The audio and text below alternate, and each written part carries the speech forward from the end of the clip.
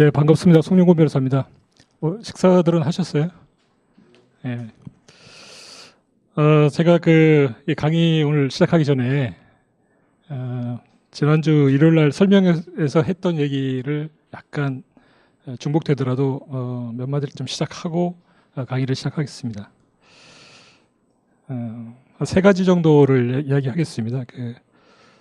이번에 변호사 시험 성적 공개가 갖는 의미, 두 번째는 6월 1차 모의고사 중에 특히 몇 가지 문제만 이제 설명을 드리면서 여기 문제를 풀려고 하는 건 아니고요. 특히나 1번 50점짜리 문제가 앞으로 변호사 시험이라든가 모의고사라든가 시사하는 바가 상당히 많습니다. 그래서 복기를 한번 하자는 의미입니다. 민사법이 특히나 이 복합사례형이라는 것이 어떤 특징이 있기 때문에 시험 공부하고 이제 문제를 풀이하는데 왜 어렵게 느껴지는지 그 문제에 대해서 한번 고민을 하고, 그래서 민법하고 민사소송법을 어떻게 유기적으로 연결을 시키면은 문제 풀이하는데 큰 도움이 될지 이걸 한번 고민을 한번 해보겠습니다. 그리고 이제 이 책이 제 교재가 이번 논점 민법 강의인데 저도 지난주 토요일 날 처음 받아봤습니다. 이거. 저도 막 놀래가지고 책이 굉장히 커서 한 이틀 보니까 굉장히 귀엽습니다. 나름대로 보기도 편하고, 그래서 공부하시는 데는 의외로 편리함이 더 크지 않을까. 좀 들고 다니기는 불편할지 모르겠는데, 자, 그러면은 이제 첫 번째로 변호사 시험 공개가 여러분들도 다 나름대로 다 생각이 있으시고 상황에 맞게 어떤 반응들을 다 갖고 계실 텐데 의견들도 있을 거고요. 저는 이제 그 전에 사무실에서 이제 한 3년 정도 리크루팅 파트너 변호사로서 일을 했기 때문에 변호사 시험 성적 공개가 변호사 채용 시장에 어떤 변화를 일으킬지에 대해서는 여러분들보다는 좀 구체적으로 생각을 좀 갖고 있습니다. 변호사 시험을 공개한다는 의미는 채용 시장에 있어서의 하나의 룰이 완전히 바뀐다는 걸 뜻합니다. 그 전에 학생들 사이에 객관적으로 평가할 수 있는 지표가 없는 때는 어떻게 보면은 특정 학교, 특정 로스쿨에 편중된 선발이 이루어질 수밖에 없었습니다. 그거는 그 학교에 대해서 어떤 편견이 있어서 그런 게 아니고요. 실제로 선발하는 입장에서는 좋은 친구를 뽑아가지고 잘 키워가지고 이제 사무실을 이끌어라도 해야 되는데 어떤 친구가 좋은지는 한 번 봐서 알 수 없습니다. 그러다 보니까 어떻게 보면 관성대로 또 가는 면이 있었고, 그러면서도 사실은 좀 불편한 마음도 있었습니다. 분명히 그 학교 이외에도 좋은 학생들이 많을 텐데 그걸 우리가 고를 수 있는 기회가 없다. 상당히 안타까웠습니다. 그래서 이제 그 학교하고 어떻게 보면 그 자체 인턴 과정을 통해 가지고 나름대로 선발을 했었는데, 이번에 변호사 시험이 공개가 되면은 물론 인턴 채용이 없어지는 않을 겁니다. 그건 여전히 비중이 있게 운영이 될 거고요.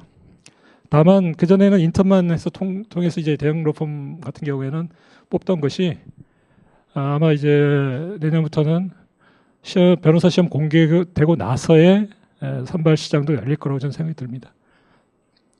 비율은 어떻게 될지 모르겠지만 저는 한 7대3 정도 되지 않겠느냐. 그 밑으로 내려갈수록 아마 그 비율은 점점 후자 쪽이 커질 거고, 인턴을 운영할 수 있는 로펌이 사실 몇 개 없습니다. 그러다 보니까 소위 여러분이 말하는 빅5 정도 거기서 이제 운영이 되고, 나머지는 시험 성적, 특히나 이제 민법 성적 보고서 아마 뽑을 것이다 이렇게 생각이 듭니다. 이 성적이 이제 그러면 전원 합격한다 그러면 한 1,500명이 되죠. 1등부터 1,500등까지 있는데, 변호사 시장에서 여러분들이 이제 처음 발령지로 이제 선호하는 데가 큰 로펌 한 10대 로펌 정도 들어가면 좋겠다. 로클럭을 간다든가 아니면 검찰에 간다든가 그렇게 할 텐데요. 그 인원이 합치면은 그리고 군대도 가야 되죠. 한 200명 정도 될 거라 생각합니다. 상위. 순수하게 로펌에서 수요는 한 100명 정도 될 겁니다. 그러면 1,500등 중에서 한 200명 정도, 200등 안에 들어야 성적 갖고 이제 들어갈 수 있는 것이죠. 200등이랑 하는 것은 뭐 상당히 어려운 등수입니다. 그러면 그 밑에 등수로 왔을 때 그러면 어떻게 되겠느냐? 제 경험에 의하면은 뭐 한 300등이나 400등이나 500등이나 사실 큰 차이가 없습니다. 여러분들이 느끼는 만큼 300등, 500등, 200명 차이인데 그게 왜 큰 차이가 아니냐 하실지 모르겠는데 리크루팅 하는 입장에서는 크게 그게 민감하지 않아요. 어차피 상위 한 100명 정도 뽑고 나면 그러면은 뭐 갖고 뽑느냐? 그건 뭐 단언컨대가 말할 수 있는데 민법 성적 보고 뽑습니다. 그거는.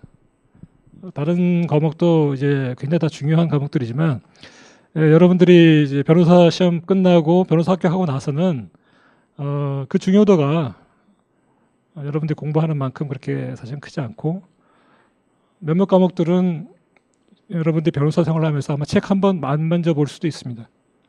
저도 실제로 뭐 특정 과목 말해서 좀 미안하지만 헌법 같은 경우는 15년 동안 한 번 책을 만져본 적도 없고 책꽂이에 책도 없습니다. 그리고 형사사건도 여러분들이 예를 들어서 검찰 출신이 검사에서 나온다든가 아니면 형사 쪽에 판사 쪽 일을 한다든가 아니면 형사 전문 로펌에 간다든가 이렇게 하지 않는 한은 형사사건을 개인인 변호사가 할 일은 뭐 거의 없습니다. 거의. 대부분의 정부, 그러니까 국선 변호인이라든가 나머지 이런 쪽에서 다 흡수를 해버리기 때문에 그래서 남는 과목은 사실 민법 한 과목밖에 없습니다.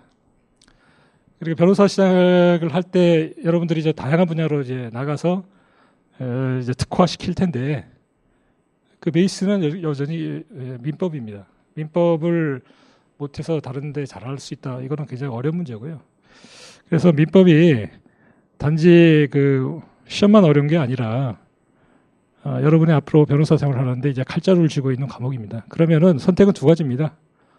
여러분들이 그 칼 손잡이를 여러분들이 쥘 것이냐 아니면 그 칼에 당할 것이냐. 자, 그러면은 이제 여러분들이 민법을 작년같이 패스페일로 해서는 안 되겠다. 그런 정도의 생각을 이제 하셔야 됩니다. 민법이 나를 먹여 살릴 것이다. 자, 그러면은 자, 지난주에 본 이제 변시 1차 문제를 한번 간단히 한번 보겠습니다. 간단히.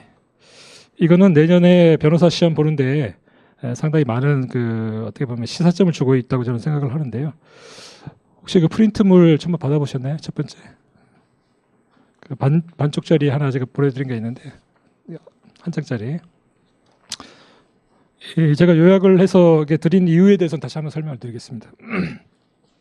자, 이 문제를 한번 보게 되면은 기본적으로는 이제 주택을 갖고 있는 소유자가 이제 공사업자가 이제 공사대금을 안 받으니까 거기에 이제 눌러 앉은 거죠. 눌러 앉아가지고 공사비 내놔라. 안 주니까 이제 무단으로 제3자에게 임대를 해준 그런 사안에서 소유권에 기해 가지고 임차 주택, 그러니까 주택의 반환을 구하는 전형적인 213조의 문제입니다. 자, 213조의 문제가 딱 되면은 여러분들이 반응적으로 이제 본능적으로 반응하는 게 213조면은 단서에 점유할 권리, 점유할 권리가 굉장히 중요하다. 그러니까 거의 본능적으로 나오죠. 점유할 권리가 뭐 동시행 항변권도 있고 유치권도 있고 뭐 지상권도 있고 지역권도 있고 여러 가지 뭐 있을 것이다. 그러니까 이 문제를 1번의 문제를 보게 되면은 그 지문 자체가 특징이 뭐냐면은 법률적인 용어를 쓰고 있지 않습니다. 법률적인 용어를 쓰고 있지 않다. 예를 들어서 공사업자가 지금 어떤 권한이 있느냐에 대해서 유치권이라는 말을 하지 않아요. 그냥 어떤 권리가 있다. 그 다음에 그런데 이제 여러분들은 보니까 이제 공사업이니까 공사비에 대해서 결연관계가 인정되니까 이거 유치권이구나 해서 아마 대부분 들어가셨을 겁니다. 그러니까 유치권으로 이제 들어가게 되면은 이게 주장을 한 거니까 주장을 했죠. 그러니까 이제 을과 원고 쪽에서 뭐라고 했냐면 그 공사 후 3년이 도과했다. 그 다음에 무단 임대했지 않느냐. 그래서 너의 권리는 소멸됐다. 이렇게 이야기를 합니다. 자, 공사 후 3년이 도과했다라고 하는 것은 이제 그 채권이 기본적으로 10년이고 상사 채권이 5년인데 3년짜리하고 1년짜리가 있잖아요. 그 3년짜리, 1년짜리가 생각보다 상당히 중요합니다, 여러분. 근데 여기는